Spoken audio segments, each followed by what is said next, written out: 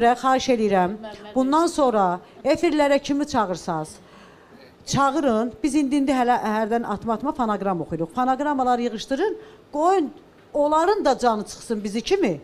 Bax, belə ansambl gətirib oxusunlar. Onlar əgər siz desəz ki, siz belə gələcəksiniz, oxuyacaqsınız. Əgər bu studiya bir adam gəlsə, mənə nə deyirsiniz deyil. Düzdür, mən istəmirəm siz, amma həm onlara yaxşılıq eləmiş olacaqsınız. Onlar məsuliyyət hiss edib, gecə-gündüz məşq eləyəcəklər. Daha ayaqqabı, paltar, Əhmədin, Məmmədin o nə qardı, neynədi güdməyəcəklər. O qədər fikirlər olacaq musiqidə ki, onlar heç belə ağıllar, adlar yadlarından çıxacaq. Bax, adlar yadlarından çıxacaq. Ona görə sizdən biz də həm xahiş edirik, həm televiziyalardan tələb edirik ki, çağırırsınız, heç olmasa yazırdılar da. Bunlar da 5 gündən sonra nəsə oxuya bilsinlər. Qoy gəlsinlər, canlı oxusunlar. Biz 2 dənə fonoqram oxuyanda, bunlar bir dənə oxudun.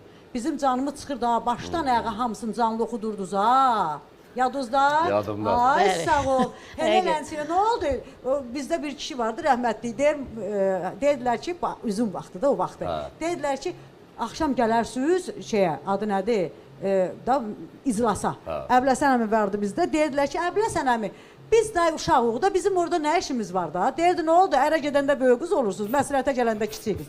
Bizə gələndə sənətə, sənətkarlığa qiymət verirsiniz, bu cəmaata gələndə eləmirsiniz. Niyə? Bizim nə şəxsi qərəzliyiniz var bala? Ona görə sizin ümdə vəzifə borcunuzdur bunu eləmək, İlqar.